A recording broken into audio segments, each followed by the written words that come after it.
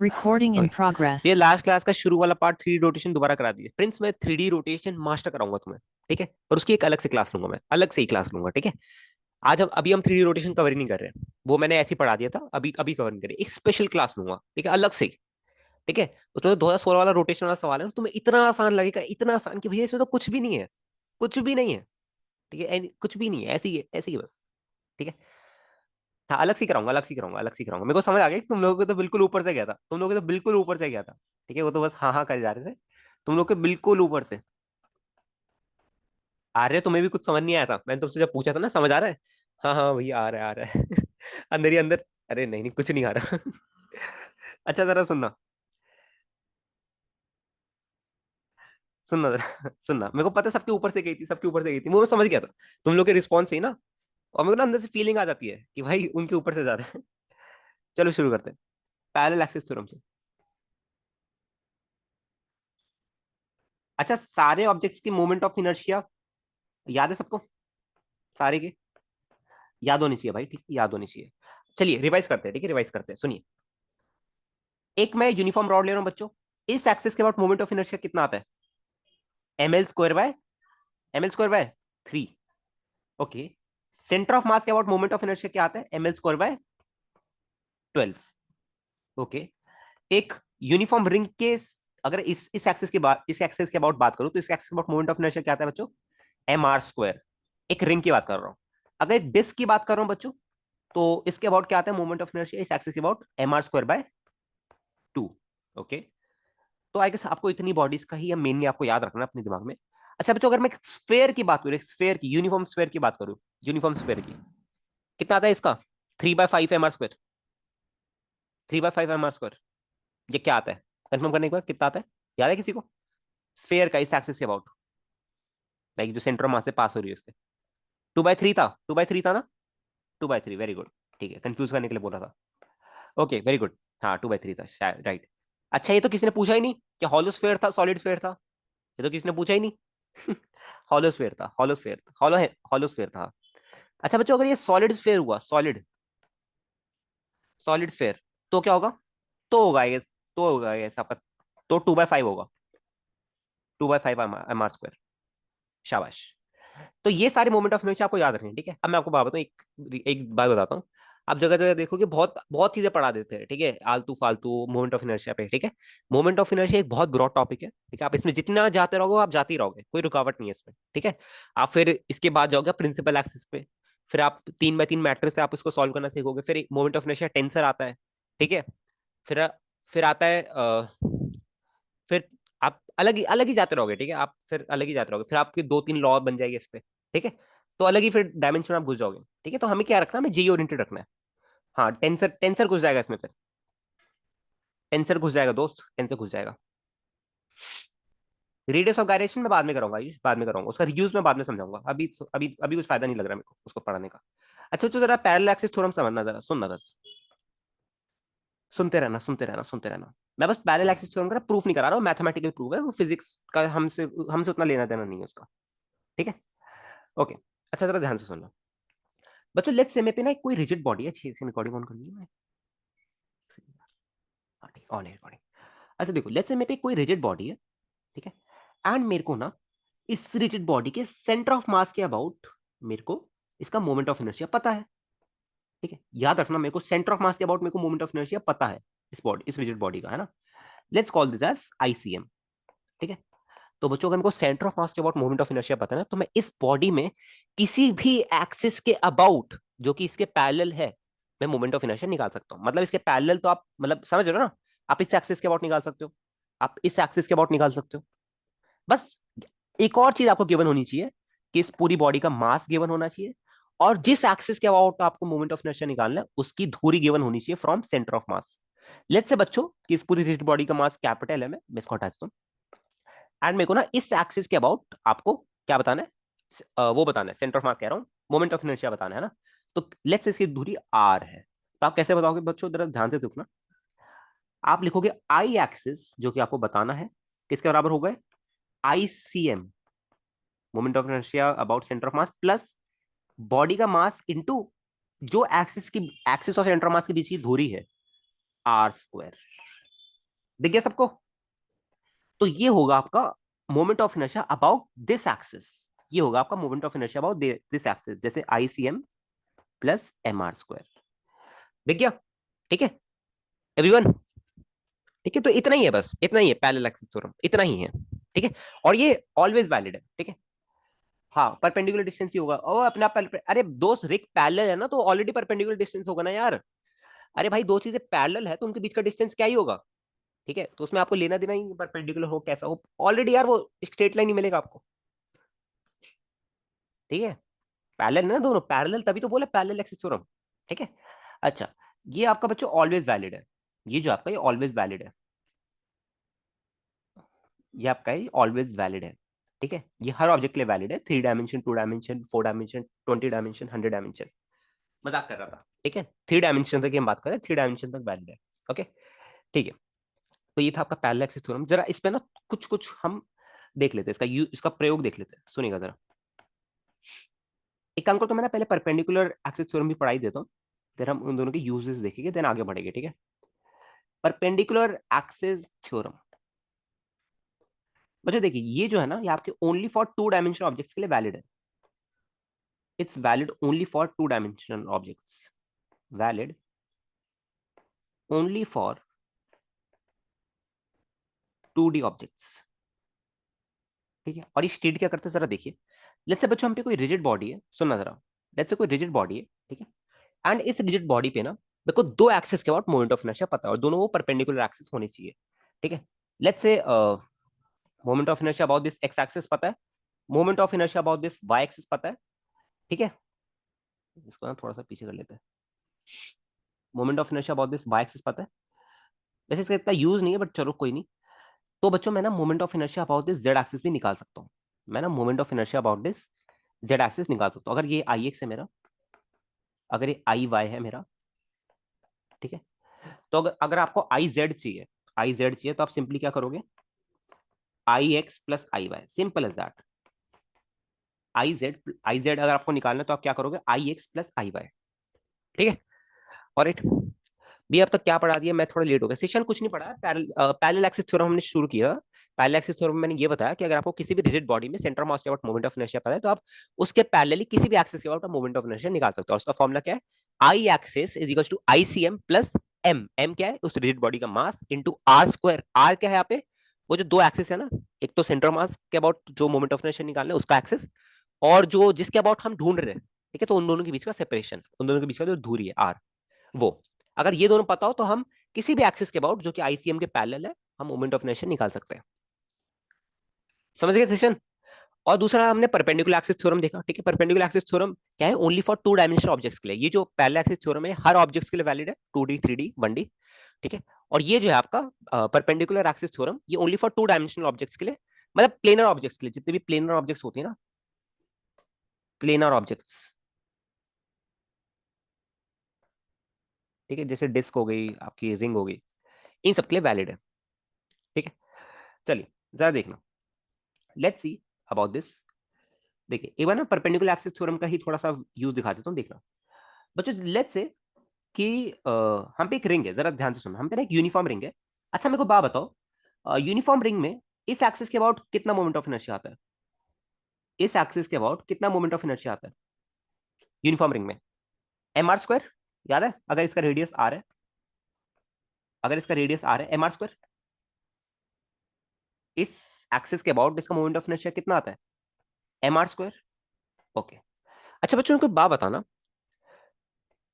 क्या इसके about moment of inertia, रुको रुको मैं थोड़ा ना अब इसको थोड़ा सिंपल बनाता हूँ। देखो अब मैं क्या देख रहा हूँ, मैंने इसको ऊपर से देख रहा हूँ, ऊपर से देख रहा हूँ, ठीक है, तो ऊपर से अगर मैं इसको देखूंगा तो ऐसी कुछ दिखेगी। तो बच्चों मेरे को बात बताओ, moment of inertia about this X and moment of inertia about this Y, क्या दोनों बराबर आएगी क्या, बिकॉज मास डिस्ट्रीब्यूशन बराबर है दोनों में।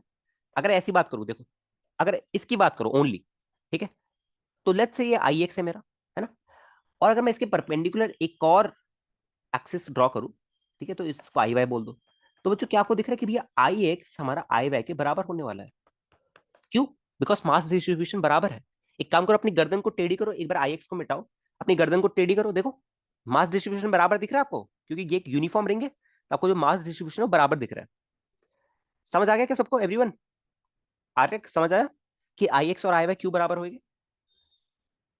अब देखो, समझ आ गया ना? ठीक है। अब जरा ध्यान से सुनना, आपने यहां से, हाँ सिमेट्रिक बॉडी, हाँ, तो आप यहाँ से आप आई एक्स और आई वाई डायरेक्टली निकाल सकते हो। आप यहाँ से आई एक्स और आई वाई डायरेक्टली निकाल सकते हो, देखना जैसे, ये आई है और इसको भी आई ही बोल दो कि दोनों बराबर है ना? अच्छा बच्चों, क्या फॉर्मूला था परपेंडिकुलर एक्सिस थ्योरम का? कि अगर आपको इन दोनों के अबाउट अगर आपको मोमेंट ऑफ इनर्शिया पता है तो आप किसका निकाल सकते हो? आप जेड एक्सिस के अबाउट निकाल सकते हो। ठीक है, तो आपको जेड एक्सिस के अबाउट अब पता है, तो आप क्या लिखोगे बच्चों? M R square is equals to कितना? 2i, है ना? i1 + i2, और दोनों बराबर है तो 2i बन गया। तो बच्चों आई आ रहा है, I X is equals to I Y, क्या वो बच्चों एम आर स्क्वायर बाय 2 के बराबर आ रहा है? दिखे सबको? तो अगर मेरे को मोमेंट ऑफ इनर्शिया चाहिए अबाउट दिस एक्सिस, कि भैया अगर मैंने इस रिंग को ऐसे रोटेट करा है, राइट, तो आई क्या लिखूंगा मैं? तो बच्चों आप डायरेक्टली बोलोगे कि मैं क्या लिखूंगा? एम आर स्क्वायर बाय 2 लिखने वाला हूं। क्या लिखूंगा मैं? एम आर स्क्वायर बाय 2 लिखने वाला हूं। बात समझ आ गई सबको? कंफर्म करिए एक बार। अगर आपको दो परपेंडिकुलर एक्सिस के अबाउट मोमेंट ऑफ इनर्शिया पता है, तो आप तीसरी परपेंडिकुलर एक्सिस के अबाउट मोमेंट ऑफ इनर्शिया निकाल सकते हो। ठीक है, जैसे आई एक्स आई वाई और आई जेड। ओके, ठीक है। अच्छा बच्चों, अगर मैं सेम किस डिस्क ले लूं, एक यूनिफॉर्म डिस्क ले लूं, क्योंकि ना लिमिटेड बॉडीज, आपको समझ आ गया ना कि भैया प्लेनर ऑब्जेक्ट्स के लिए ओनली वैलिड है परपेंडिकुलर एक्सिस थ्योरम, तो लिमिटेड बॉडीज हम पे, है ना? देखो जैसे, जैसे अब मैं एक डिस्क ले रहा हूँ, जरा ध्यान से देखना, यूनिफॉर्म डिस्क ले रहा हूँ, तो क्या उसके लिए भी सेम फंडा लगने वाला है? कंफर्म करिए एक बार, क्या उसके लिए भी भैया सेम फंडा ही लगेगा क्या? कि देखो भैया क्या है, आई एक्स और आई वाई तो इसके बराबर होने वाले हैं, इसके अबाउट मोमेंट ऑफ इनर्शिया और इसके अबाउट मोमेंट ऑफ इनर्शिया मेरा बराबर होने वाला है। ठीक है, थोड़ा ऑब्जेक्ट ऐसा बन गया। ठीक है, ओके। और आपको बच्चों उसके ये वाला जो एक्सिस है बच्चों, मेरे को बात बताना, इस वाले एक्सिस के अबाउट इसका मोमेंट ऑफ इनर्शिया कितना आता है, जरा बताना। इस वाले एक्सिस के अबाउट इसका मोमेंट ऑफ इनर्शिया कितना आता है? M R square by 2 disc का कितना आता है moment of inertia? M R square by 2, शाबाश, एम आर स्क्वायर बाय 2। अच्छा, तो आपसे बात पूछ रहा है कि भैया इसके अबाउट मोमेंट ऑफ इनर्शिया बता दो, इसके अबाउट मोमेंट ऑफ इनर्शिया बता दो, आई एक्स, है ना? और ये आई आई वाई आएगा आपका, और ये आई वाई आएगा, ऐसे आई वाई आएगा। ठीक है, ऐसे आई वाई आने वाला है आपका। तो बच्चों आपको इतना दिख गया कि भैया यहाँ पे भी I X is to I Y वाली कंडीशन तो है ही आगे, है ना? तो आप क्या लिखोगे directly? M R square by 2, शाबाश आ रहे हैं, is equal to I plus I. तो क्या आपको दिख गया कि भैया आई एक्स मेरा आई वाई के बराबर है, और किसके बराबर है? M R square by 4। पता है मैं क्यों करा रहा हूँ, जरा सुनना। कभी कभी आपको क्वेश्चन में क्या देगा कि ये देखो हम ना डिस्क को कैसे रोटेट करा रहे हैं। ठीक है, अभी तक हम डिस्क को कैसे रोटेट करा रहे थे, हमने देखा प्योर रोलिंग में भी इस एक्सिस के आउट करा रहे थे, है ना? तो इसमें तो आपका एम आर स्क्वायर बाय 2 ही लगेगा। ठीक है, बट अगर मैंने कहा कि भैया देखो अब मैं क्या कर रहा हूँ, अब मैं इस डिस्क को इस एक्सिस के आउट रोटेट करा रहा हूँ ऐसे, तो बच्चों बताना कौन सा लगेगा? फिर कितना मोमेंट ऑफ इनर्शिया आएगा? एम आर स्क्वायर बाय 4 आने वाला है। कितना मोमेंट ऑफ इनर्शिया आएगा आपका? एम आर स्क्वायर बाय 4, अगर मैं ऐसे रोटेट करा रहा हूँ डिस्क को, जैसे कॉइन रोटेट होता है ना, कॉइन कॉइन को कभी ऊपर फेंके, कॉइन को कभी ऊपर फेंके, कॉइन को। ठीक है, कॉइन जो होता है, ठीक है, ऐसी तो रोटेट होता है इस एक्सिस के अबाउट। अगर आप बात करो, कॉइन भी आपका ऐसी रोटेट होता है, हाँ हेड एंड टेल, है ना? ऐसी रोटेट होता है। ठीक है, तो उस एक्सिस के अबाउट आपको मोमेंट ऑफ इनर्शिया कितना आता है? M R square by 4। Okay, ठीक है, बात समझ आ गई? चलिए, ठीक है, ओके। तो बच्चों हम पे ना बहुत लिमिटेड ऑब्जेक्ट्स है, बहुत ज्यादा लिमिटेड ऑब्जेक्ट्स है इन case of perpendicular axis theorem. ठीक है, अब थोड़ा बहुत पैरेलल एक्सिस थ्योरम के यूज पे चलते हैं। ठीक है, परपेंडिकुलर एक्सिस थ्योरम में ज्यादा इतना प्रयोग नहीं है, इतना ही है। ठीक है, आप प्लेनर ऑब्जेक्ट्स के लिए लगा सकते हो, ओनली फॉर प्लेनर ऑब्जेक्ट्स के लिए वैलिड है। ठीक है, ओके। अब जरा ध्यान से देखना, चलो थोड़ा सा आगे चलते हैं। ठीक है, अब थोड़ा ना हम पैरेलल एक्सिस थ्योरम के यूज के बारे में जान लेते हैं। बच्चों जरा लेट्स सी आपको जो पैरेलल एक्सिस थ्योरम है वो सबके लिए वैलिड है। ओके, चलो अब मैं इसके एग्जांपल लेना शुरू कर रहा हूँ। ठीक है, पहले हम यूनिफॉर्म रॉड से शुरू करते हैं। अच्छा बच्चों, मेरे को बात बताना, क्या यूनिफॉर्म रॉड के केस में मेरे को सेंटर ऑफ मास के अबाउट मोमेंट ऑफ इनर्शिया पता है क्या? पता है क्या सेंटर ऑफ मास के अबाउट कितना होता है? M L square by 12। Okay, तो क्या मैं किसी भी एक्सिस के अबाउट निकाल सकता हूँ अगर मेरे को उसका उसके बीच का डिस्टेंस पता है? तो हमें एक चीज पता है कि भैया इसके अबाउट मोमेंट ऑफ इनर्शिया कितना आता है? M L square by 3। तो इसको वेरीफाई कर लेते हैं एक बार, है ना? एक बार इसको वेरीफाई कर लेते हैं। अच्छा, यूनिफॉर्म रॉड है तो ये डिस्टेंस कितना होगा इन दोनों के बीच का? L by 2। दूरी कितनी होने वाली है इन दोनों के बीच की? L by 2। L/2 होने वाली है। तो क्या लिखोगे बच्चों, देखो इस बॉडी का मास कैपिटल एम आपको गिवन है, क्या लिखोगे, आई एक्सिस, राइट, ये आई एक्सिस ये होगा आपका, ये होगा आपका I axis. I axis is equal to ICM. ICM कितना बच्चों, ml² / 12 plus plus plus plus plus कितना, m × l², right, m × l², l² कितना L/2, दोनों के बीच का सेपरेशन यही है ना, ml²/4। ओके, तो क्या बच्चों ये 4ml²/12 आ रहा है क्या, तो क्या सबको वेरीफाई होगा कि भैया ये ml²/3 ही आ रहा है, ये ml²/3 ही आ रहा है। अच्छा बच्चों, अगर मैं बोलूं कि भैया आप रॉड में किसी भी पॉइंट के अबाउट मोमेंट ऑफ इनर्शिया बताओ, तो क्या बता सकते हो क्या, किसी भी पॉइंट के अबाउट, किसी भी एक्सिस, मतलब किसी भी पॉइंट के अबाउट अगर आपसे बोला जाए कि भाई देख अब मैंने क्या किया, अब मेरे को इस एक्सिस के अबाउट मोमेंट ऑफ इनर्शिया बताओ इस रॉड का, और इसके बीच की दूरी दे दी आपको, लेट्स से आपको कुछ r/4 दे दी, निकाल सकते हो क्या मोमेंट ऑफ इनर्शिया। आपको आईसीएम पता है, ठीक है, आपको इस बॉडी का मास पता है, आपको ये आर पता है, इनके बीच के सेपरेशन, दो एक्सिस के जो पैरेलल है उनके बीच का सेपरेशन, आईसीएम और जिसके अबाउट हमें मोमेंट ऑफ इनर्शिया निकालना उनके बीच का सेपरेशन पता है, r/4। डायरेक्टली क्या लगाओगे formula, I axis equal to ICM plus m into r², which is r/4 का होल स्क्वायर। बात समझ आ गई एवरीवन सबको, इतनी बात सबको समझ आ गई। देखिए इसमें तो खैर क्या है कि इसमें तो हम डायरेक्टली ऐसे भी निकाल सकते हैं ना, ठीक है। अब देखिए मैंने आपको ना मैंने एक बार बताया था कि अगर ये नॉन यूनिफॉर्म रॉड हो बच्चों, अगर ये नॉन यूनिफॉर्म रॉड हो तो आपके लिए निकालना इतना इजी नहीं होगा, ठीक है, आपके लिए लगाना इतना इजी नहीं होने वाला है, ठीक है। देखिए मैं आपको बताया था कि भैया अगर ये नॉन यूनिफॉर्म रॉड हो तो आपको ना ऑरिजिन शिफ्ट करना पड़ेगा, क्योंकि आपका फिर फंक्शन बदल जाएगा, ठीक है। अगर आपकी नॉन यूनिफॉर्म रॉड हो तो आपका ना फंक्शन बदल जाएगा, जैसे मैं lambda is equal to lambda naught into X ले रहा हूँ, lambda is equal to lambda naught into X ले रहा हूँ, है ना, ठीक है। तो अगर आप क्या करोगे, देखो अगर आपको इसके अबाउट मोमेंट ऑफ इनर्शिया चाहिए, इसके अबाउट, तो ये तो आप डायरेक्टली बता सकते हो, है ना, बट आप हर पॉइंट के अबाउट ऐसे इजीली नहीं बता पाओगे, आपको ऑरिजिन शिफ्ट करना पड़ेगा, ठीक है।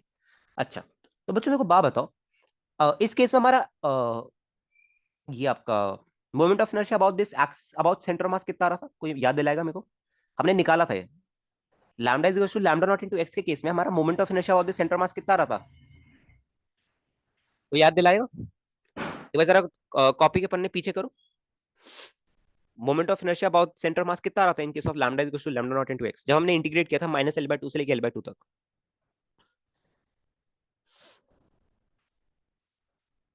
कितना आ रहा था एक बार बताओ बताओ, λL⁴/4, λL⁴/4, okay wait, λL⁴/4, यही आ रहा था, एक बार कंफर्म करना जरा, रितम पक्का ये आ रहा था ना,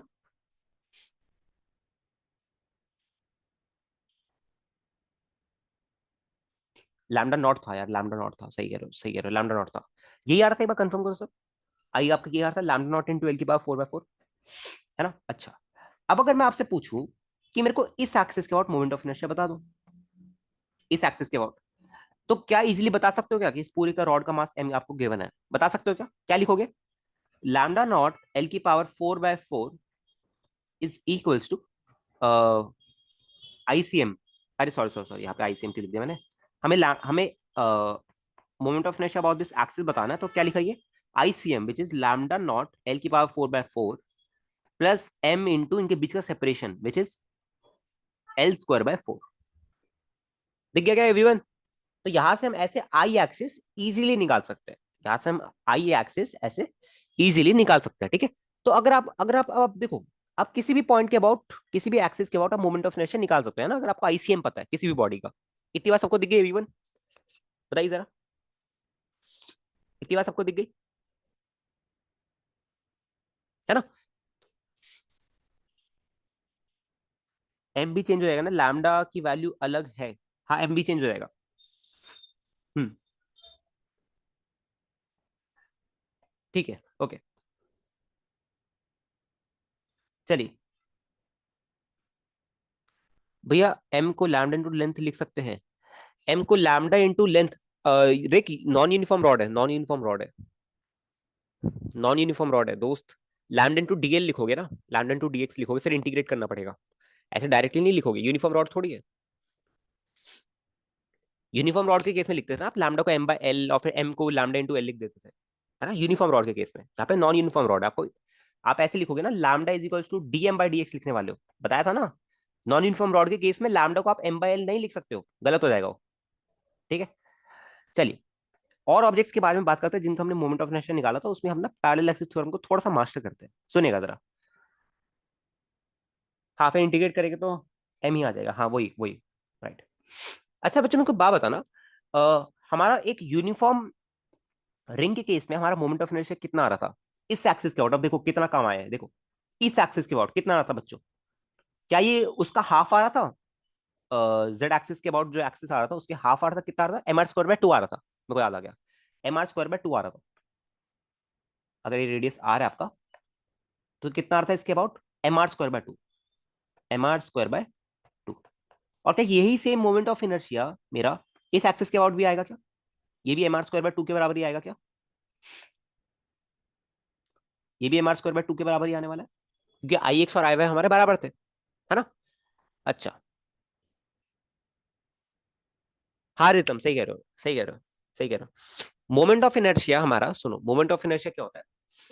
अच्छा आपको यहाँ पे एक प्रूफ भी मिल गया यहाँ पे कि भैया देखो हमारा क्या फॉर्मूला है, आई एक्सिस, सुनते जाना बस, I axis equal to I C M plus plus M into R square. अच्छा बच्चों एक बात बताओ यहाँ से, क्या यहाँ से एक चीज प्रूव होती है कि भैया सबसे कम मोमेंट ऑफ इनर्शिया हमेशा सेंटर मास से अबाउट होता है, दिख गया क्या सबको, कि भैया देखो यहाँ पे क्या सीन है कि कोई भी अगर मैं एक्सिस के अबाउट मोमेंट ऑफ इनर्शिया लूं वो आईसीएम का समीशन ही होगा, मतलब आईसीएम में प्लस करके ही आएगा। ठीक है, तो डेफिनेटली हर एक मोमेंट ऑफ इनर्शिया किसी भी एक्सिस के अबाउट सेंटर मास को छोड़ के वो आईसीएम से ज्यादा ही होगा। ठीक है, तो सबसे मिनिमम मोमेंट ऑफ इनर्शिया किसके अबाउट आता है, आई सेंटर मास के अबाउट आता है। इसीलिए किसी भी बॉडी को सेंटर मास के अबाउट रोटेट करना ज्यादा आसान होता है as compared to any other axis. समझ गए बात को, जैसे अगर मैं पेंसिल का एग्जांपल लूं, ठीक है पेंसिल का एग्जांपल लूं, तो सेंटर मास के अबाउट इसको रोटेट करना बहुत आसान है। ठीक है, as compared to other axis अगर मैं इसको टिप के अबाउट रोटेट करने का ट्राई करूं थोड़ा सा मुश्किल है। ठीक है, अगर मैं सेंटर मास के पास जाता रहूं, पास जाता रहूं, ठीक है, तो थोड़ा बहुत इजी होता रहेगा, इजी होता रहेगा। ठीक है, सेंटर मास पे जाऊं तो सबसे आसानी से रोटेट कर पाऊंगा मैं इसको। ठीक है, मोमेंट ऑफ इनर्शिया किसकी कैलकुलेशन होती है, किसी भी ऑब्जेक्ट को एक पर्टिकुलर एक्सिस के अबाउट रोटेट करने में कितनी प्रॉब्लम आएगी मेरे को। ठीक है, समवेयर उसकी कैलकुलेशन होती है, डायरेक्टली ये नहीं बोलोगे कि डायरेक्टली यही कैलकुलेट करता है, समवेयर उसकी कैलकुलेशन होती है, समवेयर यही मेजर करता है मोमेंट ऑफ इनर्शिया। ओके बात समझ आ गई सबको, एवरीवन फील आ गई मोमेंट ऑफ इनर्शिया की। ठीक है, ये टॉपिक ना मैं थोड़ा सा जल्दी कराना चाहता हूँ बिकॉज इसमें कुछ है भी नहीं, जबरदस्ती कराए जाते हैं लोग। ठीक है, अच्छा बच्चों मेरे को बात बताओ, अगर मैं इस एक्सिस के अबाउट आपसे मोमेंट ऑफ इनर्शिया पूछूं, इस एक्सिस के अबाउट,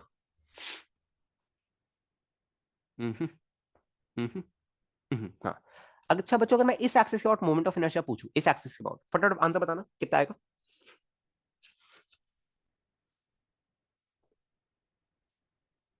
बताइए कितना आएगा, फटाफट आंसर बताना।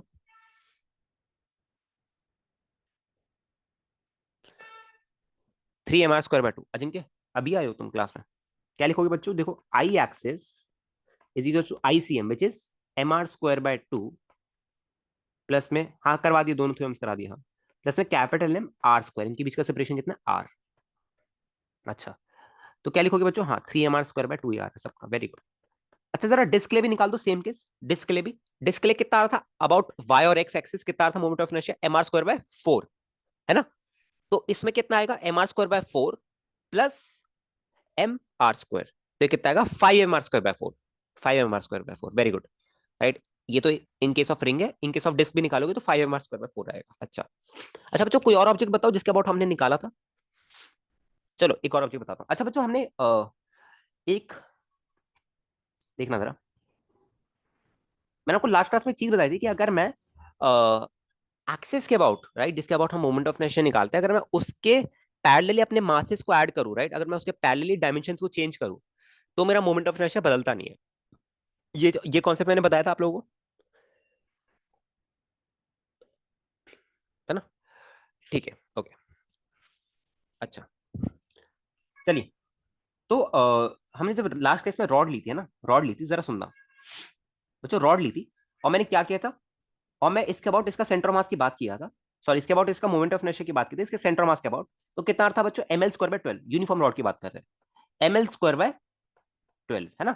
और जब मैंने इसके dimension parallel to this axis change किए, है ना, तो भी क्या इस रेक्टेंगुलर प्लेट का moment of inertia about this axis क्या ml² बाय 12 भी आ रहा था, कंफर्म करिए,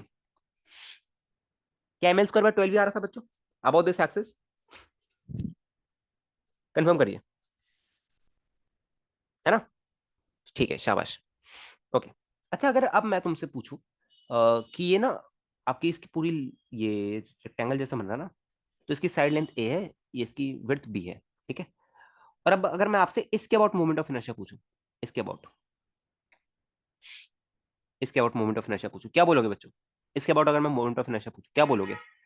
आई axis is equal to I C M. I C M कितना आएगा बच्चों? M L square by 12 plus में एम इंटू ए बाय 2 का होल स्क्वायर। यही बोलने वाले हो? कंफर्म करने एक बार, कोई गलती तो नहीं हो रही यहाँ पे?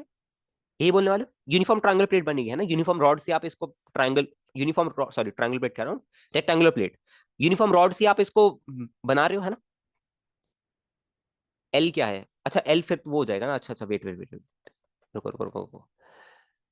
यहाँ भी एम एल क्योंकि रॉड से बने, एक सेकंड रुको, एक सेकंड रुको बच्चों, ए नहीं होगा, एल ही होगा। ये ए नहीं होगा, ये एल ही होगा, सॉरी सॉरी, वरना फिर एल का तो कोई मतलब ही नहीं बना ना। ये एल होगा आपका, ये एल होगा। हाँ, ये वाली लेंथ एल होगी, और इसको आप कोई भी मान लो, ये बी मान लो, ठीक है?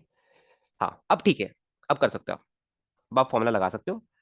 I axis is equal to I C M, which is M L square by 12 plus M into L by 2 का होल स्क्वायर। समझ गए? एल ए है ना? हाँ सर, रॉड एंड प्लेट का मास सेम है, रॉड एंड प्लेट का mass same है, हाँ। चलो जरा ध्यान से सुनना, आगे बढ़ते हैं। ठीक है, तो ये पूरी बात होगी हमारी मोमेंट ऑफ इनर्शिया की, ठीक है? ये पूरी बात होगी हमारी मोमेंट ऑफ इनर्शिया की, ठीक है? तो इसमें हमने कितनी चीजें देख ली, एक सेकंड रुकना जरा।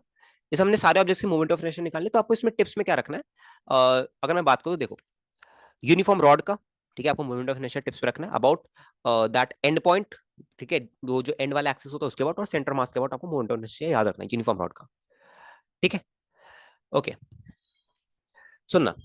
अब फिर आपको रिंग, डिस्क, ठीक है, उसके सेंटर के अबाउट, ठीक है, उसके सेंटर मतलब जेड एक्सिस से जो एक्सिस पास हो रहा है उसके अबाउट आपको उसका मोमेंट ऑफ इनर्शिया याद रखना है, ठीक है?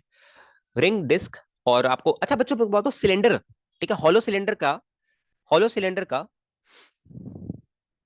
हाँ हाँ हाँ, अजिंक्य वैसे ही करेंगे, वैसे ही करेंगे, रेक्टेंगल के केस में वैसे ही करेंगे। अच्छा बच्चों, मेरे को बात बताओ, हॉलो सिलेंडर का क्या मोमेंट ऑफ इनर्शिया रिंग के बराबर ही आएगा? हॉलो सिलेंडर का मोमेंट ऑफ इनर्शिया, ये शायद मैंने बता दिया था ना, बताया था ये वाला?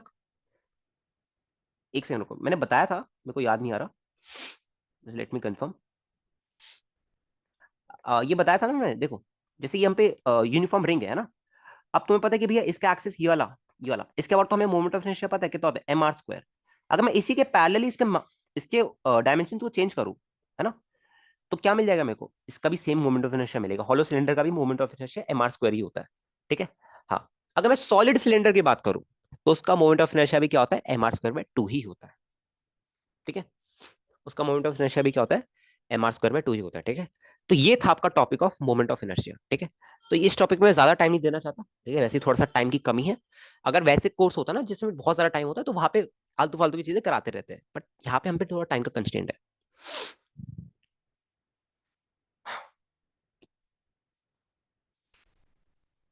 हाँ रितम, सही कह रहे हो, सही कह रहे हो। अच्छा, अच्छा बच्चों चलो आगे बढ़ते हैं, ठीक है? अब ये कहानी होगी, ठीक है? अभी तक हमने क्या किया ना, मोमेंट ऑफ इनर्शिया थोड़ा सा, हमने मोमेंट ऑफ इनर्शिया थोड़ा सा बाहर बाहर से पढ़ा है, ठीक है? टू बी ऑनेस्ट, हम उतना डेप्थ में नहीं गए मोमेंट ऑफ इनर्शिया के, बाकी टॉपिक्स के डेप्थ में जाएंगे, टाइम बचाए यहाँ से थोड़ा सा। मोमेंट ऑफ इनर्शिया में नहीं है, बिकॉज आप जेई एडवांस के पेपर देखो, कोई सा पेपर देखो, आप आपको जो रेगुलर बॉडीज होती है, आपको डिस्क दे देगा, आपको रिंग दे देगा, उन्हीं का मोमेंट ऑफ इनर्शिया आपको उन्हीं का मोमेंट ऑफ इनर्शिया आपको कैलकुलेट करके सॉल्व करना पड़ेगा, ठीक है? आपको फालतू के ऑब्जेक्ट्स नहीं देने वाला, ठीक है? डोंट वरी, वो टीचर्स ने बना दिया बस टॉपिक। अच्छा, चलिए आगे बढ़ते हैं, ठीक है? अब यहां से हम थोड़ा सा डेप्थ में चलेंगे, यहां से अब थोड़ा सा डेप्थ में चलेंगे, ठीक है? अभी थोड़ा सा फास्ट करते हैं, अब यहां से थोड़ा वापस स्लो हो जाएंगे हम। टॉर्क, चलिए सुनते रहिएगा, ठीक है? अब जरा ध्यान से सुनते रहिएगा। अच्छा देखो, टॉर्क भी आपकी ना एक वेक्टर क्वांटिटी होती है, और हम इसको टाउ से डिनोट करते हैं। टॉर्क भी आपकी एक वेक्टर क्वांटिटी होती है, और हम इसको टाउ से डिनोट करते हैं, ठीक है? ओके, अब जरा देखना, यहाँ पे एक पॉइंट है, जरा ध्यान से सुनना। यहाँ पे एक पॉइंट है sir, if sir what if we did variable mass का एमओ है, अच्छा क्वेश्चन बन सकता है, हाँ अच्छा क्वेश्चन बन सकता है, अच्छा क्वेश्चन बन सकता है। अच्छा जरा ध्यान से सुनना बच्चों, इस पॉइंट पे ना एक सेकंड रुको ना, मेरे को पहले एक पॉइंट बना दो, रुको सुना। यहाँ पे एक पॉइंट ओ है,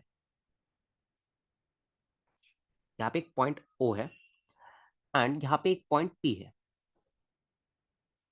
ठीक।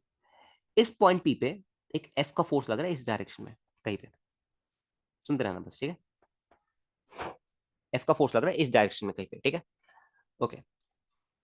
और ये है इसका R vector, position vector of this point P, ठीक है, ये है इसका आर वेक्टर, ओके। अच्छा इसको जरा थोड़ा सा एक्सटेंड मारो, इसको थोड़ा सा एक्सटेंड करोगे ऐसे, इसको थोड़ा सा एक्सटेंड करोगे आप तो ऐसे कुछ बनेगा, है ना, ओके। और आपको ना angle between R and F given है। अच्छा बच्चों, दो दो वेक्टर्स के एंगल, दो वेक्टर्स के बीच का एंगल क्या होता है, या तो उसको मैं टेल टू टेल ज्वाइन करूँ या हेड टू हेड ज्वाइन करूँ, है ना। तो यहाँ पे आपको दिख रहा है कि भैया टेल और हेड ज्वाइन है, ठीक है। तो अगर आपको मैंने बोला है कि आर और एफ के बीच का एंगल थीटा गिवन है, तो आप ये वाला थीटा लोगे, इसको आप थीटा बोलने वाले हो, ठीक है, इसको आप थीटा बोलोगे। आप आर को पैरेलली शिफ्ट करोगे और फिर आप कहोगे भैया देखो दोनों उसके टेल टू टेल ज्वाइन है और इनके बीच का एंगल थीटा है। इतनी बात सबको समझ आ गई बच्चों, एवरीवन कंफर्म करो एक बार, इतनी बात सबको समझ आ गई, ठीक है। इतनी बात, बस बस इतनी बात, अभी कुछ मैं बता नहीं रहा हूँ, ठीक है। एक पॉइंट है उस पर ऐसे कुछ फोर्स लग रही है और हमने उस पॉइंट को लोकेट किया है, ठीक है, बस उससे दिमाग नहीं लगाना। अच्छा, अब जो यहाँ पे ना हमने टाउ को डिफाइन किया, कैसे देखना जरा, टाउ को हमने कैसे डिफाइन किया, R vector cross F vector, दो वेक्टर्स का क्रॉस प्रोडक्ट लिया है। कैसे, R vector cross F vector, ठीक है, ओके, ठीक है। ये चीज आपको अभी रटनी है, ये चीज आपको मेमोराइज करनी है, ठीक है, ये चीज आपको मेमोराइज करनी है, ठीक है, बस इतनी चीज मेमोराइज करो, आपको टॉर्क सॉर्टेड है।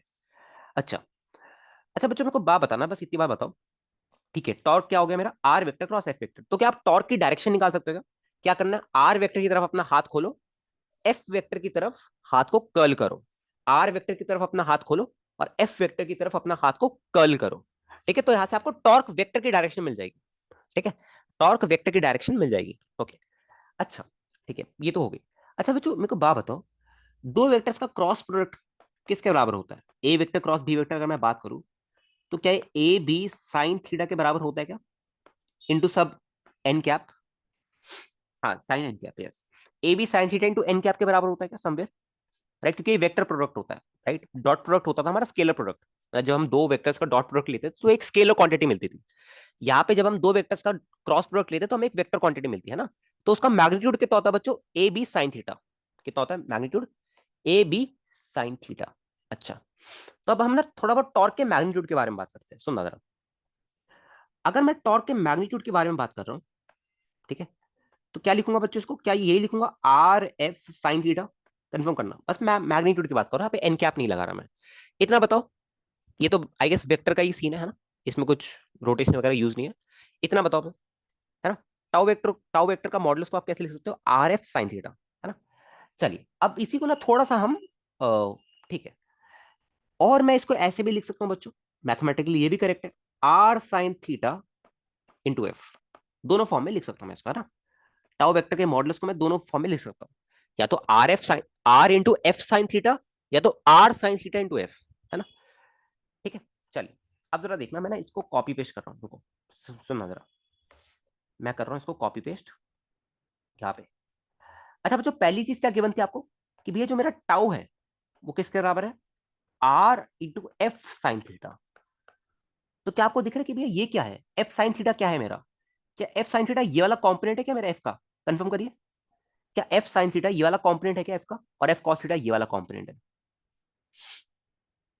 एफ कॉस थीटा ये वाला कॉम्पोनेंट है और एफ साइन थीटा ये वाला कॉम्पोनेंट है, ठीक है, ओके। तो आप क्या लिखोगे भैया, टाउ मतलब टॉर्क अबाउट पॉइंट ओ, हम टॉर्क कभी भी लिखते हैं तो एक पॉइंट के अबाउट लिखते हैं, ठीक है, जिससे हमारा आर वेक्टर निकल रहा है, जिस पॉइंट से हमारा आर वेक्टर निकल रहा है उस पॉइंट के अबाउट हम टॉर्क लेते हैं, ठीक है, ओके। तो टाउ अबाउट पॉइंट ओ आप क्या लिखोगे, मैग्नीट्यूड की बात करें ओनली, क्या लिखोगे, आर एफ साइन थीटा, क्या लिखने वाले हो, आर एफ साइन थीटा, ठीक है। तो यहां से हमने इसको बोला है।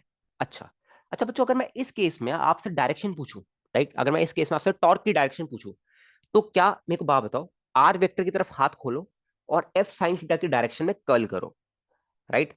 आर वेक्टर की तरफ हाथ खोलो और एफ की तरफ कर्ल करो, तो क्या ये नेगेटिव के कैप में आ रहा है, माइनस के कैप में? कंफर्म करिए एक बार, क्या ये माइनस के कैप में आ रहा है क्या, माइनस के कैप में? हाँ, इनटू द प्लेन, प्लेन के अंदर आ रहा है ना, तो हम उसको माइनस के कैप बोल देते हैं ना। तो अगर आप यहाँ पे tau vector about point O लिखने वाले हो बच्चों, तो क्या लिखोगे, इसका magnitude which is R F sine theta into इसकी direction which is into the plane and minus K cap. Everyone दिख गया क्या सबको, कंफर्म करिए एक बार, दिख गया?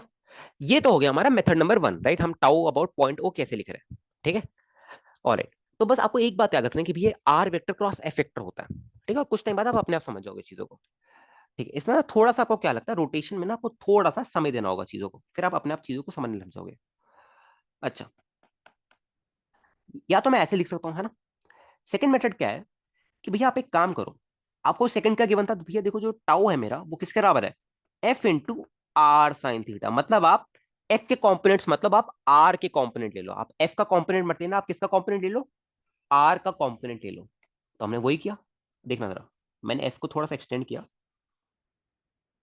एफ को मैंने थोड़ा सा एक्सटेंड किया, ठीक है।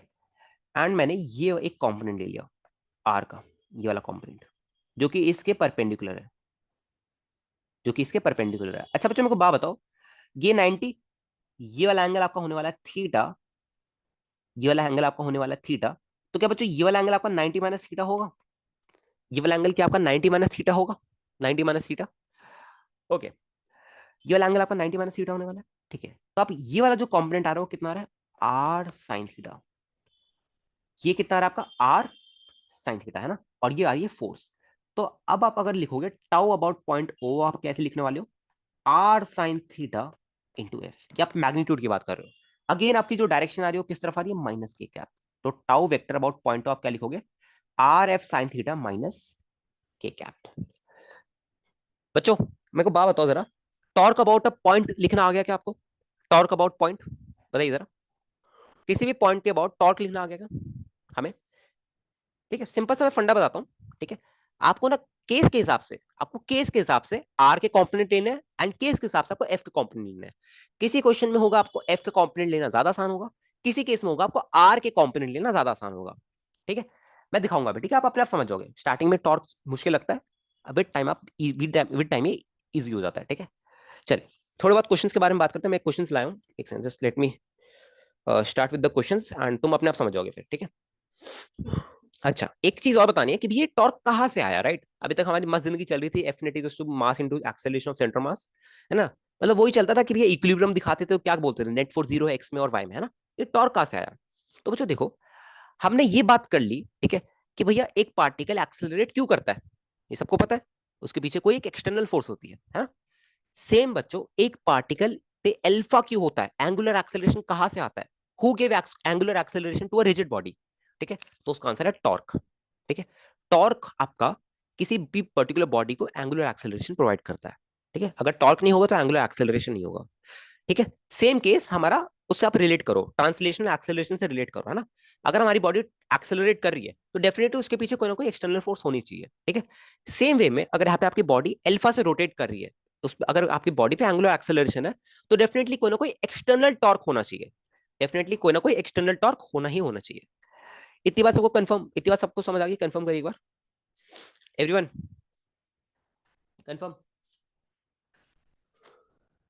सब सब टॉर्क है रितम, सब टॉर्क है, सब टॉर्क है, सब टॉर्क है। अच्छा, ओके, ठीक है। तो ये तो अब मैं अब आपको ना क्वेश्चन से समझाता हूँ, अब जरा सुनते रहना, अब आपको ना क्वेश्चन से मजा आएगा, सुनना जरा। ये तो हो गया थोड़ा बोरिंग पार्ट, ठीक है, टॉर्क का। अब जरा सुनना, प्यार से सुनना, क्वेश्चन में बहुत मजा आएगा आपको। देखो मैं सबसे बेसिक से उठा रहा हूँ, ठीक है, सबसे बेसिक से सुनना। अरे रे, इसको कुछ ध्यान से देखो, हम पे ना एक रॉड थी, रॉड, ऐसे एक रॉड है हम पे,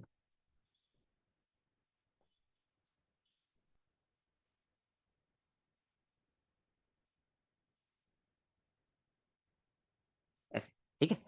ऑलराइट, और आपने क्या कर रखा है बच्चों, जरा ध्यान से सुनना, आपने इसको हिंज कर रखा है, हिंज मतलब इस पॉइंट को आपने रॉड से फिक्स कर रखा है, ठीक है। कि रॉड ना मतलब ऐसे, ऐसे इसको इस पॉइंट को छोड़ नहीं सकते, ठीक है, ये यहीं पे रहेगा। समझ गया क्या, हिंज का मतलब समझ गया ना, जैसे आपका डोर होता है ना, डोर आपका हिंज है, इस डोर का जो एंड है वो आपका हिंज्ड है, और आपका डोर आपके हाथ में आ जाएगा, है ना, ठीक है। तो वैसे ये रॉड हिंज है, मतलब ये रॉड ऐसे बस घूम सकती है, आगे पीछे नहीं जा सकती, ठीक है, हिंज है बस। तो जो आपने क्या किया जरा सुनना, आपने इस पे एक परपेंडिकुलर फोर्स यहां से लगाया F1 का, ठीक है, at a distance of, let's say small R, R1 ले लो, चलो R1 ले लो, at a distance of R1 पे, ठीक है, हाँ, ओके। एंड यहाँ पे आपने एक फोर्स लगाया किसी एंगल पे, एंड ये वाला एंगल आपको गिवन है theta, let's call this as, ये आपका R1 है तो ये F1 ले लो, एंड ये आपका F2 है, ठीक है, एंड ये आपका R2 है, ये आपका R2 है। अच्छा, अब जो जरा मेरे को बात बताना, जरा मेरे को बात बताना, ठीक है, ओके, क्या मैं F2 के दो कंपोनेंट्स ले लूं? मेरे F2 के लिए कंपोनेंट्स लेना ज्यादा आसान है, ठीक है। आपको एक चीज पता है कि भैया R2 के जो परपेंडिकुलर कंपोनेंट आएगा F2 का, वही उसको रोटेट कराने के लिए रिस्पॉन्सिबल होगा, राइट, वही टॉर्क जनरेट करेगा, ठीक है। समझ आ गई इतनी बात कि भैया R2 के जो परपेंडिकुलर कंपोनेंट आएगा F2 का, वही इसको रोटेट कराने के लिए रिस्पॉन्सिबल होगा, एंड F1 तो ऑलरेडी परपेंडिकुलर है ही, ठीक है, F1 तो आपका ऑलरेडी परपेंडिकुलर है ही, ठीक है। अच्छा, अच्छा बच्चों जरा ध्यान से सुनना, अगर मैं यहाँ पे टाउ वन लिखने जाऊं, टाउ वन, ठीक है, तो कैसे लिखूंगा जरा ध्यान से सुनना, R1, राइट, मैं इस पॉइंट के अबाउट लिख रहा हूँ, इस हिंज के अबाउट लिख रहा हूँ सारे टॉरस, ठीक है, ठीक है, तो क्या लिखूंगा बच्चों जरा ध्यान से देखना, क्या लिखूंगा, R1 इंटू F1, डायरेक्टली लिख दूंगा बिकॉज ये दोनों परपेंडिकुलर है ना, ये दोनों परपेंडिकुलर है, तो मैं डायरेक्टली ही लिख दूंगा, जैसे हमने यहाँ पे लिखा ना, देखो देखो यार, जैसे यहाँ पे लिखा ना हमने, ये एफ साइन थीटा परपेंडिकुलर था इस आर के, राइट, जिसके अबाउट मेरे को टॉर्क लिखना था, ठीक है, उसके लाइन ज्वाइनिंग से ये एफ साइन थीटा परपेंडिकुलर था, तो मैंने डायरेक्टली लिख दिया कि टॉर्क अबाउट पॉइंट तो क्या होगा मेरा, आर एफ साइन थीटा, ठीक है। सेम केस में यहाँ पे मैंने, अगर मेरे को इसके अबाउट टॉर्क लिखना है, तो मैंने क्या लिखा, टॉर्क अबाउट दिस हिंज, क्या लिखूंगा, R1 F1, है ना, ओके। अगर आपको डायरेक्शन वाइज लिखना है तो बच्चों डायरेक्शन वाइज कैसे लिखोगे, देखो R1 की तरफ अपने हाथ खोलो और F1 की डायरेक्शन में कर्ल कर लो, तो अगेन ये माइनस के कैप में आ रहा है, अगेन ये माइनस के कैप की डायरेक्शन में आ रहा है। इतनी बात सबको समझ आ गई एवरीवन? अभी क्वेश्चंस करते रहेंगे ना, धीरे धीरे समझ आएगा, ठीक है, एकदम से टाउ समझ नहीं आता, धीरे धीरे समझ आएगा, ओके। अच्छा, अगर मैं टाउ टू की बात करूं तो कैसे लिखूंगा बच्चों, जरा देखना, अपना F2 के दो कंपोनेंट्स लोगे, एक कंपोनेंट यहाँ पे आएगा और एक कंपोनेंट ऐसे आएगा, ऐसे, ठीक है, ओके। ये वाला कंपोनेंट क्या होगा बच्चों, ये वाला कंपोनेंट होगा आपका F2, कौन सा कंपोनेंट होगा ये वाला, हाँ, हाँ डिरेक्ट ने सही बोला भैया, टॉर्क जो होगा वो हमेशा परपेंडिकुलर फोर्स जनरेट करेगा, ठीक है। जिसके अबाउट आपको टॉर्क लिखना है, ठीक है, ये भी इंपॉर्टेंट है, जिसके अबाउट आपको टॉर्क लिखना है उसके परपेंडिकुलर होना चाहिए आपका फोर्स, ठीक है, वही आपका टॉर्क जनरेट करेगा, ठीक है। जो पैरेलल फोर्स होगा आपका टॉर्क जनरेट नहीं करने वाला, आपको उस बॉडी को घुमाएगा नहीं। अभी मैं एक अच्छे एग्जांपल देता हूँ, जरा सुनना, ठीक है। अच्छा बच्चों, ये वाला कॉम्पोनेंट क्या आएगा, F2 का साइन थीटा आएगा, आई गेस, एक सेकंड वेट, ये ले लो ना, तो आपका 90 माइनस थीटा आएगा, तो F2 sign, sorry F2 cos theta आने वाला है, F2 cos theta, F2 cos theta.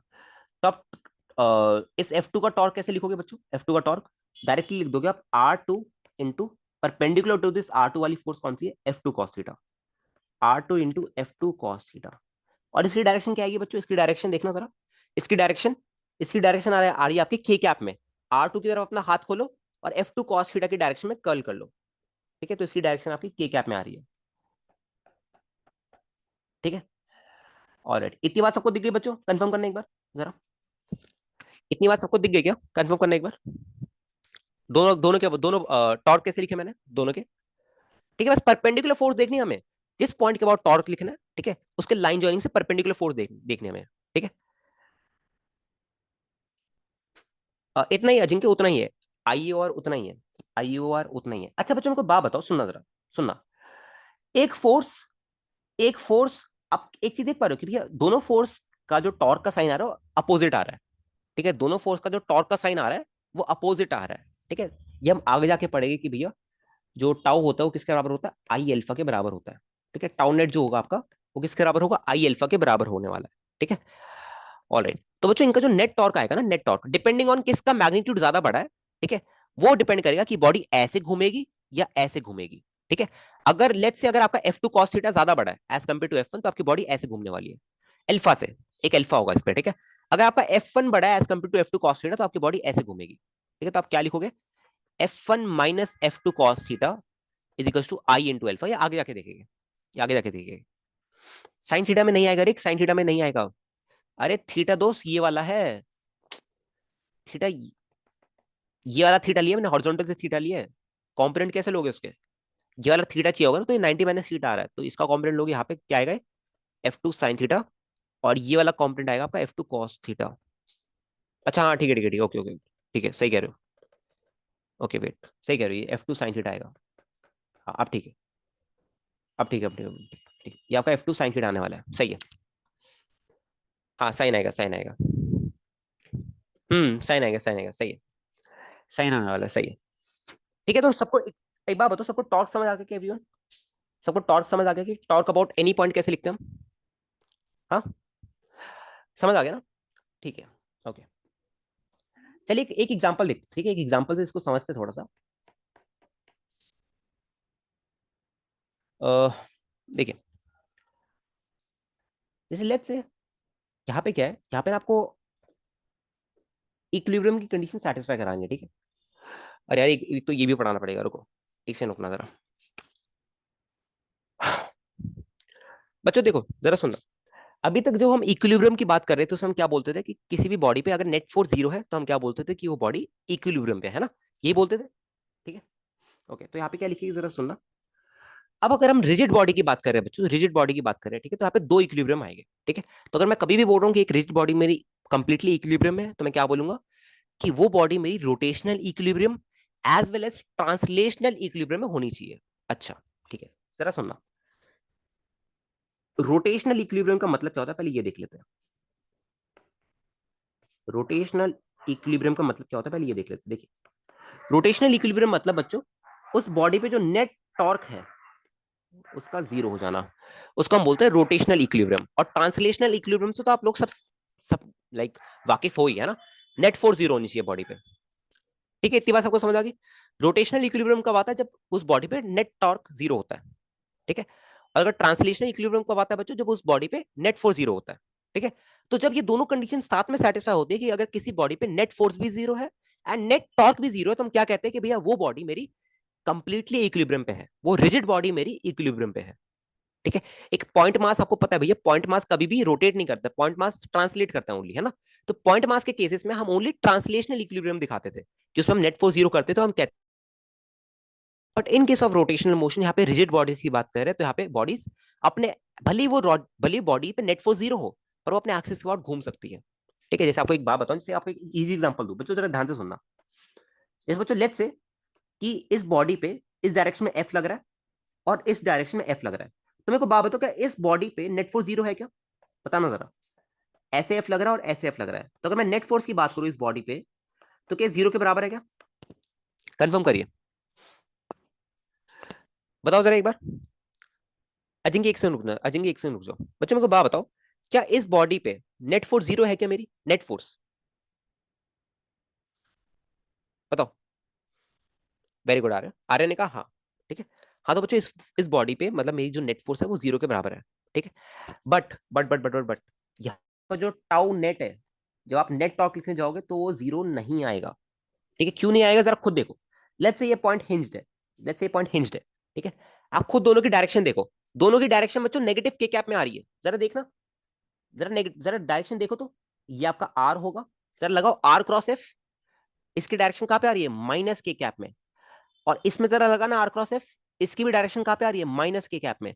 तो दोनों का सेम साइन आ रहा है टॉर्क का, दोनों का टॉर्क का जो वेक्टर आ रहा है उनका सेम साइन आ रहा है, ठीक है। तो दोनों क्या करेंगे, इसको रोटेट करने में और बढ़ावा देगी, और बढ़ावा देगी, ठीक है। दोनों एफ इसको रोटेट करने में और बढ़ावा देगी, भाई तू और रोटेट कर, ठीक है, ज्यादा अल्फा मिलेगा इसको, ठीक है, रेदर देन इस बॉडी को रोकने के ये इसको घुमाएंगे, ठीक है। तो यहाँ पे हमने देखा कि भैया यहाँ पे नेट फोर्स तो इस बॉडी पे जीरो है बट नेट टॉर्क इस पे जीरो नहीं है, ठीक है। नेट टॉर्क इस पर्टिकुलर बॉडी पे जीरो नहीं है। सबको इतनी बात समझ आ गई एवरीवन कि भैया दो कंडीशंस होनी चाहिए, उस बॉडी पे नेट फोर्स जीरो होनी चाहिए एंड उस बॉडी पे नेट टॉर्क भी जीरो आना चाहिए, उस बॉडी पे नेट टॉर्क भी जीरो आना चाहिए। कंफर्म करिए भाई फटाफट, बताइए, कंफर्म करिए, कंफर्म करिए, थोड़ी सी फील कम आ रही होगी, धीरे धीरे सवालों के साथ आ जाएगी, दिक्कत नहीं उसमें। आगे बढ़े क्या एवरीवन, आगे बढ़े क्या कुछ इनके सवालों पे ऑफ रोटेशनल इक्विलिब्रियम पे। अच्छा, मैं एक चीज सजेस्ट करूंगा बच्चों की ना, अभी हो सकता है आपको थोड़ा सा लगे कि भैया ये अभी एकदम से सारी फील आ रही थी, एकदम से आना बंद हो गई। हो सकता है आप सबको लग रहा हो, है ना, कि भैया अभी तक सब समझ आ रहा था, अब थोड़ा सा दिक्कत आ रही है ना, तो यहां से थोड़ी सी टफनेस शुरू हो जाती है। ठीक है, तो धीरे धीरे हमें आगे बढ़ना है। ओके, अच्छा, एक बेसिक बच्चों जरा ध्यान से सुनना। ये एक हम पे फिक्स वॉल है, एंड यहाँ पे ना हम पे क्या है, एक रॉड है जो कि हिंज्ड है। हिंज मतलब, रुको, देखो, एक ऐसी रॉड सी है, ठीक है, जो कि हिंज्ड है, मतलब उसका जो ये वाला पॉइंट है, ये वाला, राइट, ये वाला जो हिस्सा है ये मूव नहीं करेगा। ये वाला जो हिस्सा है ये मूव नहीं करने वाला है, ठीक है, ये इससे कनेक्टेड है। और ये रॉड को ओनली क्या कराएगा, आपको ये वाला एग्जांपल मैंने दिया था, ओनली प्योर रोटेशन कराएगा रॉड का ओनली प्योर रोटेशन कराने वाला है। ठीक है, ओके। अच्छा, इस रॉड को ना यहां से बांध रखा है ऐसे, सुन रहिएगा बस जरा।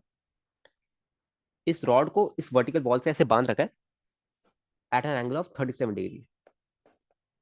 ठीक है, और यहां से हमने एक ब्लॉक को अटैच कर रखा है, यहां से हमने एक ब्लॉक को अटैच कर रखा है। ब्लॉक का मास आपका 10 kg, ब्लॉक का मास आपका 10 kg। ठीक है, हाँ, जे एडवांस के सवाल है, जे एडवांस के सवाल है।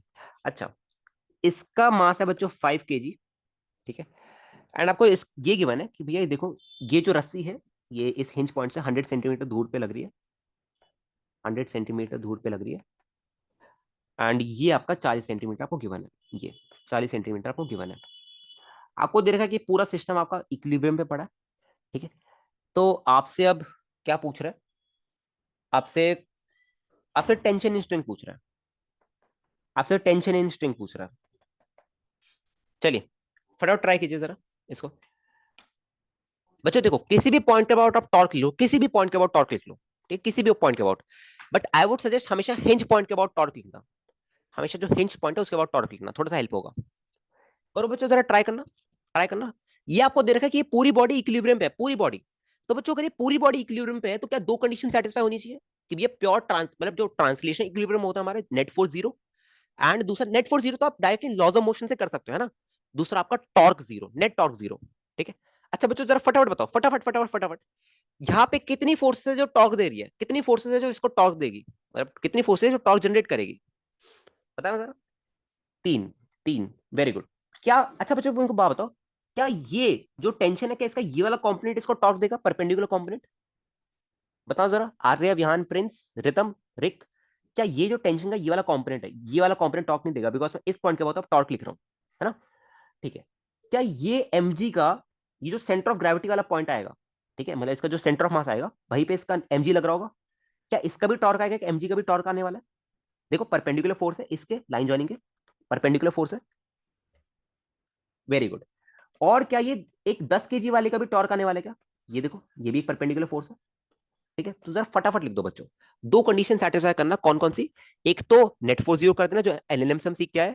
सेकंड, आप नेट टॉर्क जीरो कर देना, नेट टॉर्क जीरो कर देना सेकेंडली। ठीक है, फटाफट करो, फटाफट करो, टेक योर टाइम, आंसर बताओ फटाफट मेरे को। आई नो मैक्सिमम बच्चे इसमें गलती करने वाले हैं। बच्चों याद रखना कि, अच्छा बच्चों मेरे को एक चीज और बतानी, एक चीज और क्लियर करनी है। यहाँ पे बच्चों आपको ना हिंज फोर्स भी लेनी पड़ेगी, क्योंकि सुनना जरा मेरी बात, कि बच्चों मेरे को बात बताओ, बॉडी की टेंडेंसी क्या होती, कि भैया अगर ये हिंज नहीं होता तो क्या बॉडी बच्चों नीचे गिरती?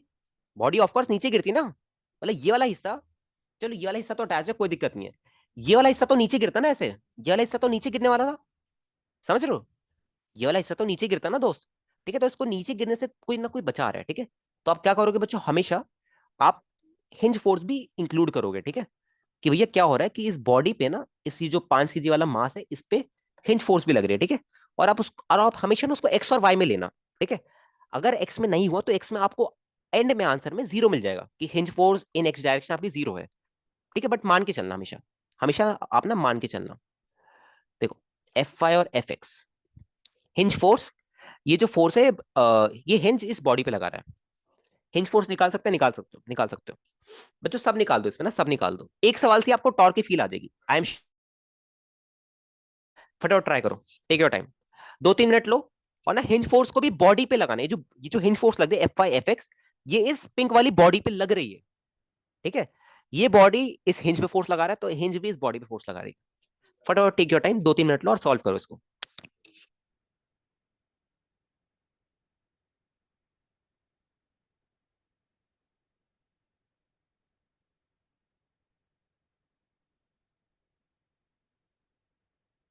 165 न्यूटन है।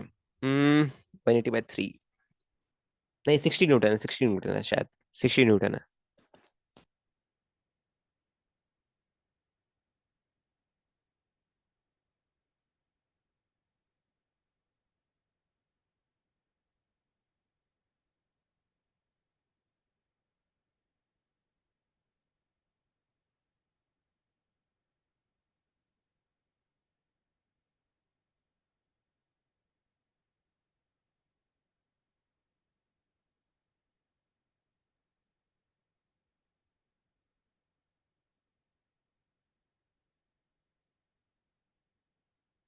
आर्य, अगर देखो जिसके अबाउट आप बच्चों, एक बात जरा ध्यान से सुनना। जिसके अबाउट आप टॉर्क लिख रहे हो, अगर उसी पॉइंट से कोई फोर्स निकल रही है, तो आर तो जीरो आ गया ना। याद है हम टॉर्क में क्या लिखते थे? आर इंटू एफ परपेंडिकुलर, है ना, आर के। अब वहां पे तो आर ही जीरो आ गया, भले परपेंडिकुलर फोर्स है बट आर तो जीरो आ गया ना। इसीलिए आर ने हम उस फोर्स को इंक्लूड ही नहीं करेंगे। और पता है मैं आपको क्यों बोला कि हिंज के अबाउट टॉर्क क्यों लिखो? क्योंकि बच्चों आपको एफ वाई और एफ एक्स नहीं पता है। अगर आप किसी और पॉइंट के अबाउट टॉर्क लिखोगे तो आपको एफ वाई लिखना पड़ेगा। समझ गए? निकालते आयुष, अभी निकालते, मेरे को आंसर अच्छे से याद नहीं, बट आई गेस 60 समथिंग कुछ आ रहा था। आर्य समझ आ गया कि मैंने हिंज फोर्स के अबाउट टॉर्क क्यों लिखा? बिकॉज मेरे को एफ वाई और एफ एक्स अननोन थे। अगर मैं किसी और पॉइंट के अबाउट टॉर्क लिखता, लेट्स से अगर मैं सेंटर ऑफ ग्रेविटी के अबाउट टॉर्क लिखता, है ना, इसको सेंटर ऑफ मास के अबाउट टॉर्क लिखता, तो दिक्कत आती कि एफ आई का भी टॉर्क लिखना पड़ता, वो अननोन आ जाता। चलो टेक योर टाइम, फटाफट करो।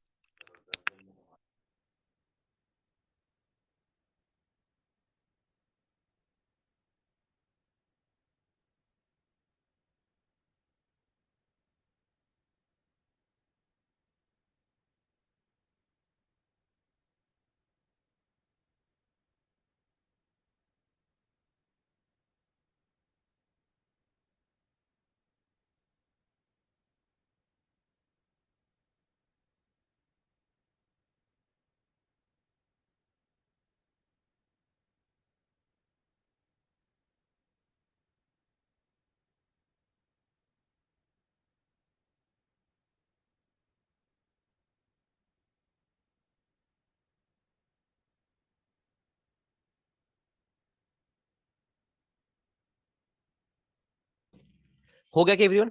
अच्छा, अब तो जरा ध्यान से सुनना। अच्छा, अगर मैंने बोला कि ये पूरा सिस्टम इक्विलिब्रियम में है ना, तो रिक 275 आई गेस ऐसे ही कुछ आएगा। शाबाश। अच्छा जरा ध्यान से सुनना।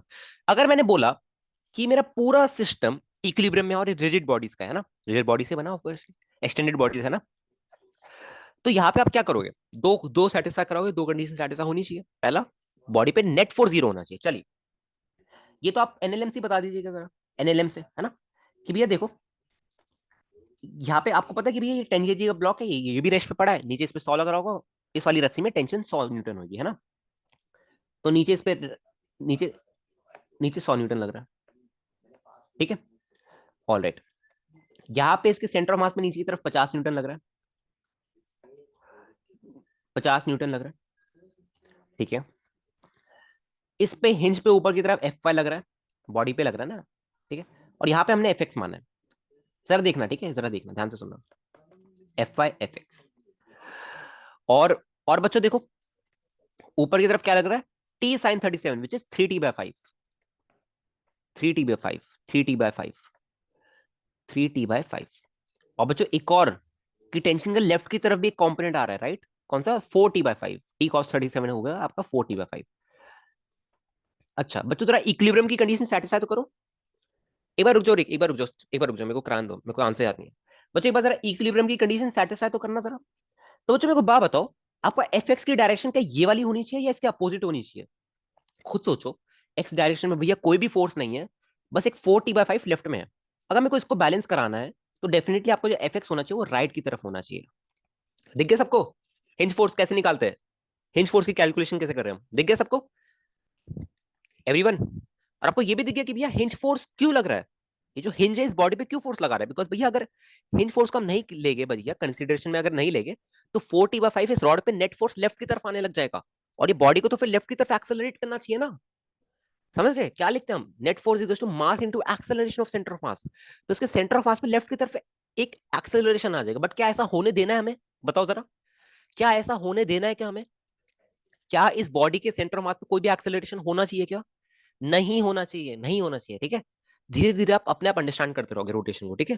थोड़ा सा समय लेना है, क्योंकि क्या है एकदम से रिजिड बॉडीज आ गई, हमने रिजिड बॉडीज को डील नहीं किया पहले, एकदम से आ गई है, तो थोड़ा सा समय देके धीरे धीरे चीजें आएगी, ठीक है, एकदम से नहीं आने वाली, थोड़ा सा समय लगेगा। अच्छा, तो बच्चों आपको एक चीज देखिए कि भैया एफ एक्स की डायरेक्शन जो हमने अज्यूम की थी कि लेफ्ट की तरफ होगी, वो लेफ्ट की तरफ नहीं है, वो राइट की तरफ है। दिख गया सबको, एवरीवन, एवरीवन सबको दिख गया, कंफर्म करिए।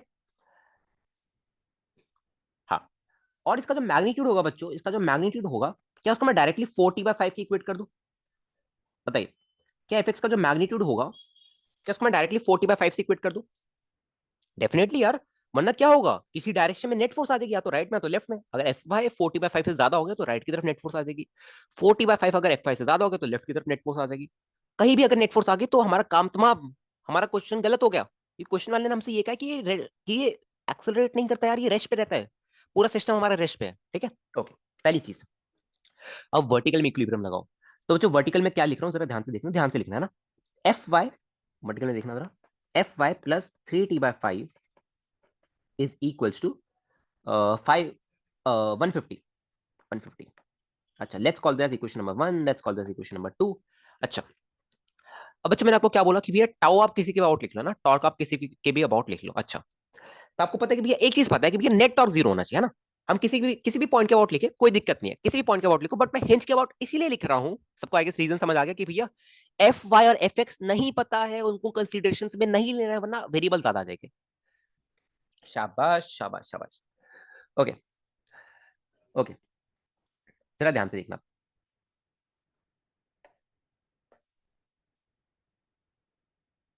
इसको मैं करता हूँ कॉपी। अच्छा, बच्चों को बात बताओ, मैं टॉक अबाउट हिंज लिख रहा हूँ, ठीक है, टॉक अबाउट हिंज। अच्छा, अच्छा बच्चों, ये सेंटर ऑफ ग्रेविटी का, ये सेंटर ऑफ ग्रेविटी का, राइट, यहाँ पे सेंटर ऑफ ग्रेविटी का होगा, यूनिफॉर्म रॉड है, नीचे की तरफ कितना लग रहा होगा, 50 न्यूटन। अगर मैं इसका टॉर्क लिखने जाऊं, साइन के साथ लिखना है, साइन के साथ, बिकॉज जब आप ऐड करोगे तो प्लस माइनस होना चाहिए ना, समझ रहे हो आप, प्लस माइनस होना चाहिए, और टॉर्क एक वेक्टर क्वांटिटी है, ठीक है।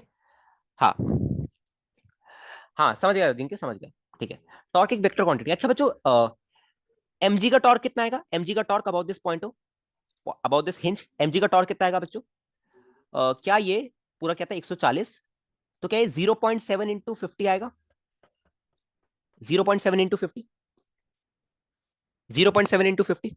अरे मीटर्स में लेना है, मीटर्स में लेना है दोस्त, मीटर्स में लेना है, मीटर्स में लोगे ना। अरे पूरी लेंथ 140 थी, ठीक है, इसका जो सेंटर ऑफ मास होगा इसके मिड पॉइंट पे होगा, यूनिफॉर्म रॉड है ना, ठीक है, तो इसके सेंटर ऑफ मास के बाद टॉर्क क्या लिखोगे, एमजी का टॉर्क क्या लिखोगे इस हिंज के अबाउट, इसका डिस्टेंस, अरे यार, हे भगवान, ये वाला डिस्टेंस और ये परपेंडिकुलर फोर्स, इन दोनों का मल्टीप्लीकेशन ही तो होगा इसके अबाउट टॉर्क एमजी का, कंफर्म करो। ये पूरा 140 सेंटीमीटर था, ये कितना होगा 70 सेंटीमीटर, तो 70 सेंटीमीटर को क्या मैं 0.7 मीटर से नहीं लिख सकता क्या, बताओ, कंफर्म है ना।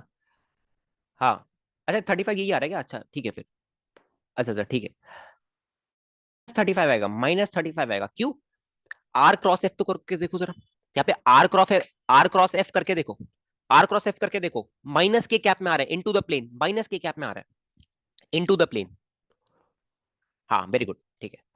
अच्छा, ये तो टॉर्क एमजी का टॉर्क हो गया ना, ओके, -35 है ना, अलग से कैलकुलेट कर लो बच्चों। अच्छा बच्चों, ये जो T2 है इसका टॉर्क कितना आएगा, T2 का टॉर्क कितना आएगा बच्चों, T2 का टॉर्क कितना आएगा बच्चों, 100 इंटू ये वाला डिस्टेंस, परपेंडिकुलर फोर्स है तो आपको टेंशन नहीं लेनी है ना, इंटू ये वाला डिस्टेंस विच इज 1.4, ठीक है, तो ये कितना आएगा आपका 140, तो क्या ये -140 आएगा, आर क्रॉस एफ करके देखो, अगेन इनटू द प्लेन आ रहा है, अगेन इनटू द प्लेन आ रहा है, अगेन इनटू द प्लेन आ रहा है। समझ गए बच्चों? एवरीवन समझ गए? अगेन इनटू द प्लेन आ रहा है, -140 करके देखोगे ना। और एक फोर्स का और टॉर्क बच रहा है, एक फोर्स का और टॉर्क बच रहा है, जो ऊपर वाली टेंशन है, ऊपर वाली टेंशन है 3T/5, है ना, 3T/5। ठीक है, तो टॉर्क अबाउट T1 क्या लिखोगे बच्चों? 3T into your distance which is 1 metre, which is 1 metre में है, और ये क्या है बच्चों? पॉजिटिव में है। तो बच्चों मेरे को बात बताओ, इन तीनों का समीशन क्या मेरा 0 के बराबर होना चाहिए? इन तीनों का समीशन क्या मेरा 0 के बराबर होना चाहिए? कंफर्म करो एक बार फटाफट। क्या इन तीनों का समीशन मेरा 0 के बराबर होना चाहिए? इन तीनों का एडिशन मेरा 0 के बराबर होना चाहिए, बिकॉज मैंने बोला कि भैया अगर किसी बॉडी को इक्विलिब्रियम पे रखना है, रिजिड बॉडी को, तो उसकी दो कंडीशन सेटिस्फाई होनी चाहिए, एक तो ट्रांसलेशनल इक्विलिब्रियम होना चाहिए और एक रोटेशनल इक्विलिब्रियम होना चाहिए। ट्रांसलेशनल इक्विलिब्रियम एनएलएम में पढ़ के आया, net for zero. Rotational equilibrium मतलब नेट टॉर्क उसमें 0 होना चाहिए। अच्छा, तो जरा नेट टॉर्क 0 तो करो जरा। 3T/5 आपका किसके बराबर होगा? 3T/5 minus 175 is equal to 0। तो 3T/5 is equal to 175। Ajinkya ये आ रहा था क्या आंसर? ये आ रहा था क्या? 175 × 5/3। टी निकल गया, आप सारी चीज निकाल सकते हो, F5 Fx सब निकाल सकते हो आप। अजिंक्य ये आ रहा था क्या आंसर? कंफर्म कर भाई, ऐसे कुछ आंसर आ रहा था? यही आएगा, यही आएगा भैया। एक और बता दीजिए, टाउ नेगेटिव क्यों है? और सेशन, टाउ को हमने किसे डिफाइन किया दोस्त? टाउ एक वेक्टर क्वांटिटी है ना, तो क्या किसे डिफाइन किया? R vector cross F vector. तो जरा कर, एमजी के लिए कर जरा, एमजी नीचे लग रहा है नेगेटिव वाई एक्सिस में, आर ये है इसका। देख, सुन जरा, मैं ऊपर बनाता हूँ, देख ज्यादा आसानी होगी। देख सेशन, 50 यहाँ पे लग रहा है, ये आर ये है। जरा आर क्रॉस एफ कर, आर की तरफ अपना हाथ खोल और एफ की तरफ कर्ल कर। तेरा जो थंब है वो अंदर की तरफ आ रहा होगा, नीचे की तरफ आ रहा होगा तेरा थंब, है ना? तो उसको हम बोलते हैं इनटू द प्लेन, और ये है माइनस की कैपिटल डायरेक्शन। सर क्वेश्चन में क्या निकालना था? टी वगैरह निकालना था यार, टी वगैरह निकालना था। टी निकालोगे तो सब निकल जाएगा, R R X R Y सब निकल जाएगा। भैया टॉर्क की यूनिट क्या है? अरे देख लो ना, टॉर्क की यूनिट क्या होती है? Force into distance, force into distance लोगे ना टॉर्क यूनिट।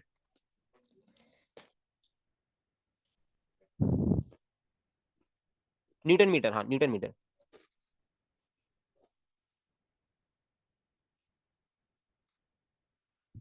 सर आपने टॉर्क हिंज लिख दिया, टॉर्क एमजी को। अरे इसका मतलब टॉर्क अबाउट हिंज लिख रहे हैं यार, इसका मतलब टॉर्क अबाउट हिंज लिख रहे हैं। अरे यार यहाँ पे कंफ्यूजन हो गई क्या? बच्चों हम टॉर्क अबाउट हिंज लिख रहे हैं, बस मैंने आपके सिंप्लीफिकेशन के लिए लिखा है। इसको हम पढ़ते हैं कि टॉर्क अबाउट हिंज। अबाउट आप लिखते हो ना टॉर्क, हमेशा टॉर्क आप हमेशा किसके अबाउट लिखते हो? ठीक है, तो ये आप टॉर्क T1 का लिख रहे हो, बस मैं ऐसे लिखना चाहता हूँ कि आप टॉर्क T1 का लिख रहे हो, आप टॉर्क T2 का लिख रहे हो। ठीक है, चलिए तो यहाँ पे पेज भी खत्म हो गया, आई गेस आज की क्लास को हम यहीं पे कंक्लूड करते हैं। ठीक है, टॉर्क हमने शुरू कर दिया, एंड अगली क्लास में थोड़े से इसके अच्छे प्रॉब्लम्स देखेंगे टॉर्क के। ठीक है, और चलिए सर मेरा एक डाउट बता दो।